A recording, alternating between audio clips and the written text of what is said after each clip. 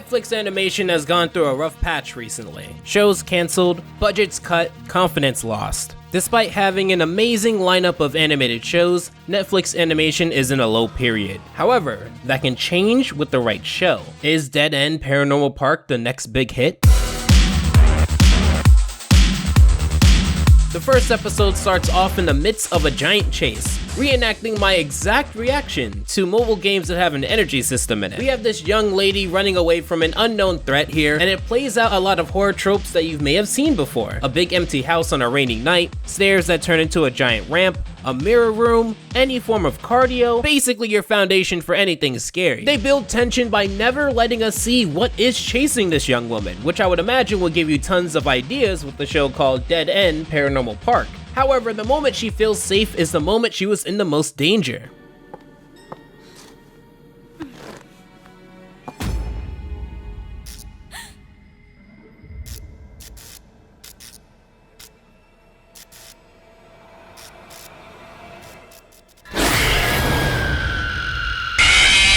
I'm sorry, is it just me? It's probably just me. Anywho, serves her right. Wearing all red dress, red gloves, red heels? Anyone bold enough to cosplay as the tomato from VeggieTales deserves to be off. One thing you may notice within this episode is that the visual effects is pretty great. I notice an RGB effect used often, which may be more noticeable if I slow down some of the clips to see it more prominently. I think the background design is really good, nothing to write home about. I noticed that they opt to have a large dominant color taking up a lot of the color choices for the backgrounds, which we'll see when introducing our two main characters, Barney Gutman and Norma Khan, who are both applying for a position within the park we just saw. The former working on his appearance, and by appearance, I just mean taking the baton from boyfriend from F&F by rocking the blue hair. The latter, however, has a room full of memorabilia of said woman who we'd learn appears to look like Pauline Phoenix, a very prominent character within the lore. We'd also get to understand the backgrounds of these two prominent characters. Why do you want to know your biggest weakness? My job interview at Phoenix Parks. But Grammy Gram's coming for dinner.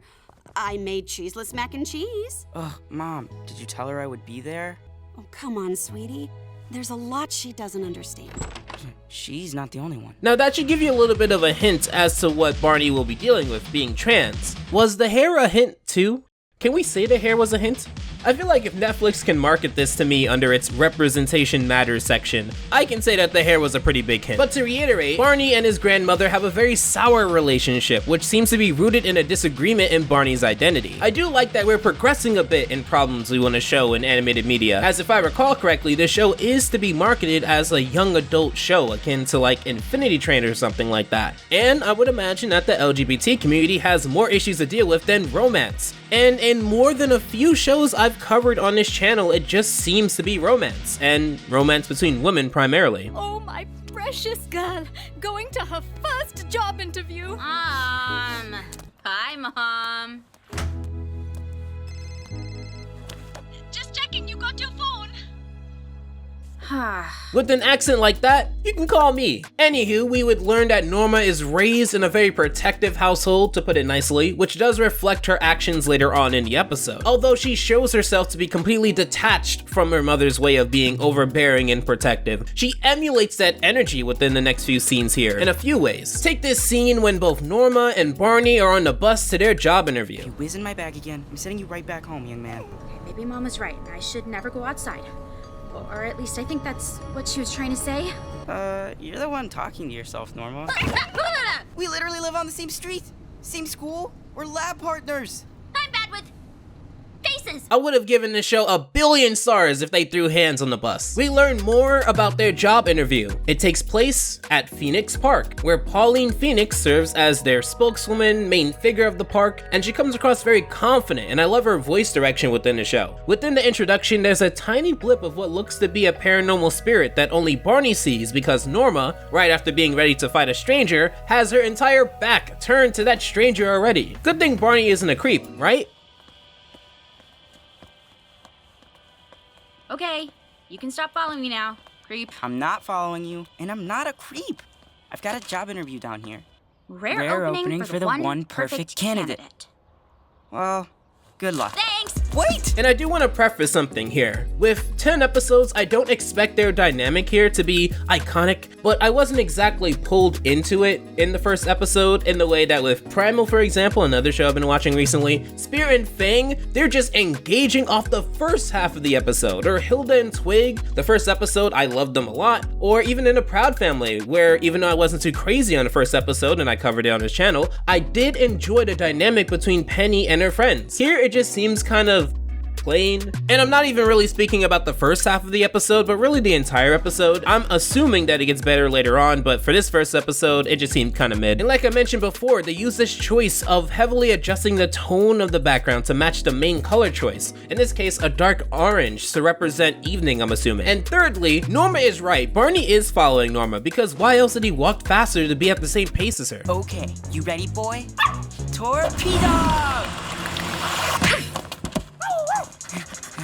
Oh yeah, they have a dog, Pugsley. From seeing what a lot of people said about the show in the community tab and various other places, I'm assuming the fan relationship is akin to like a Mooncake from Final Space, or an Atticus from Infinity Train, or a King from The Owl House. Just the cute animal, but there's a twist, and that'll happen soon. As Norma and Barney rush to the interview, we get a hint as to what happened towards the beginning of this episode, which again, is a nice touch. Remember earlier when I spoke about Norma echoing her mother's very overbearing nature? Well, in an effort to convince Barney that she's the perfect fit for the job, she begins speaking about various fun facts about Dead End, and Phoenix Park, and Pauline, and showing off her depth, being that conscientious person who will beat you down verbally with details. Details such as explaining the first part of this episode. No one's been in here for a year. Not since the Jennifer Swan incident. It was on a night like tonight. Except it was raining. And I think it was a Thursday morning, actually. One of the park's Pauline impersonators entered Dead End and never came out.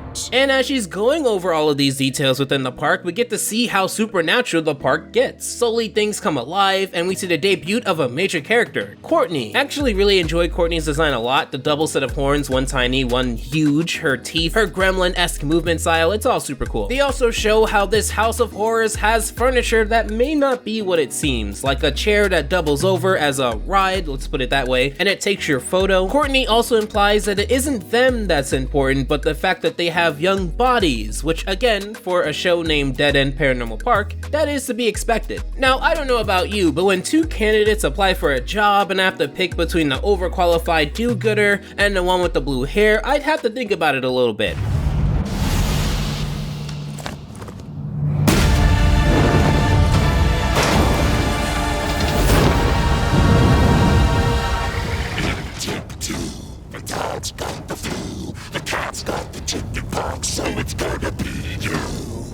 Good choice, Fleshy. The choice doesn't matter at all because Pugsley shows how he'll be important to this episode, sacrificing himself for Barney. Pugsley jumps in to sacrifice himself to the Demon King, whose character design is awesome, by the way. At this point in my journey in watching animation, I'm definitely leaning towards more menacing character designs. However, because it works, because it's popular, because it's a subversion, instead we get scary character portrayed through a cute design. Pugsley, please. Do not give orders to the great Tamalukas. I'm not saying it doesn't work. I'm not saying that this makes Pugsley a bad character. I'm saying that I just enjoy watching new shows to see the new spin that they put on ideas, and this is an idea I'd rather not see subverted for a long time.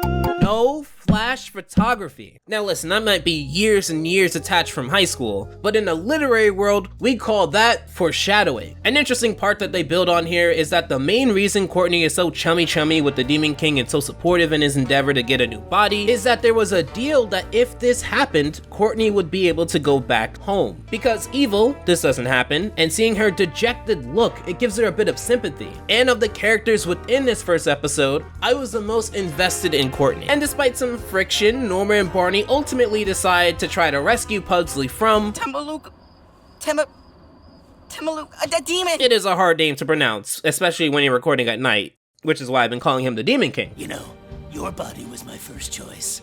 Perhaps once I've exhausted this mighty vessel, I'll move on to your strangely unwrinkled form. You need to take a photo. Just take the photo. But my mom says my phone is for emergencies only. What do you call this? Okay. Say cheese. No photos! The action isn't bad, especially given how toned down it wishes to present itself. Most of everyone is chill outside of Courtney, and even Courtney isn't as hyperactive as many of the other characters I've seen in other shows in recent times. It's also quite comedic, because a majority of it happens on this ride here. It's your standard action comedy sequence, with the main point being that because Pugsley's soul is still in Pugsley, both Norma and Barney can give Pugsley commands that he'll do. Honestly, that just made me think more about possessions in general. So you're gonna possess a corpse, but that soul is still in there to accompany you in the corpse? Now, call me crazy, and again, if I'm wrong, please let me know, but wouldn't possessing a freshly dead body be more beneficial here? Or what about pushing out that original soul and then putting that in the armor? I don't know, I'm just spitballing ideas here. I just feel like such a mighty king should have thought about things like that. Barney and Norma also keep the small friction they've had all throughout this episode in this scene here, pushing each other due to this being a one-shot to get back Pugsley.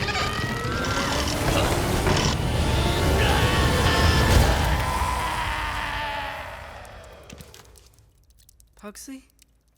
Pugsley, wake up. Pugsley?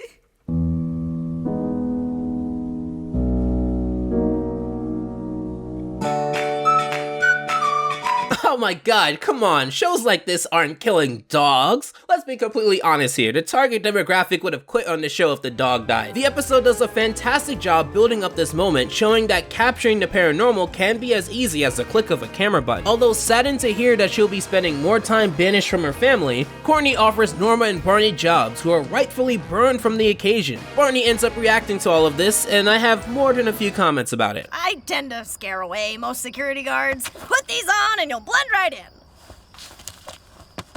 You guys are like demon buster extraordinaires. I need you guys around. Do you think we can trust her? Well, she is a demon. I try not to judge people on appearance. And she did try to sacrifice us. Or experience. Or deep-seated gut instincts.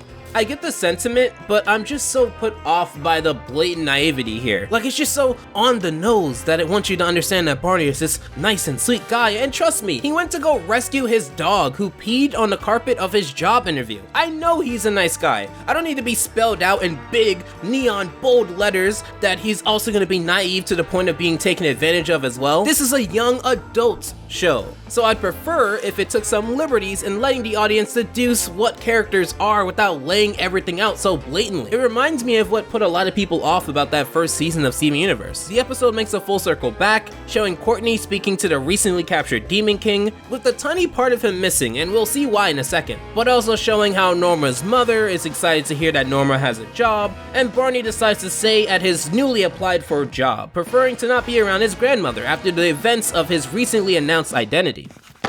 Here you go. A place of our own. Just like I said. Night-night, Pugsley. Night-night, Barney. What the dog doing? And that's pretty much it. I think it's pretty cool. If you're into Gravity Falls, Owl House, Steven Universe, shows like that, I would imagine this concept would be pretty engaging to you. I wouldn't mind checking it out more, but it's not at the top of my list. But let me know what you think in the comments down below. And until then, take care. Alpha out.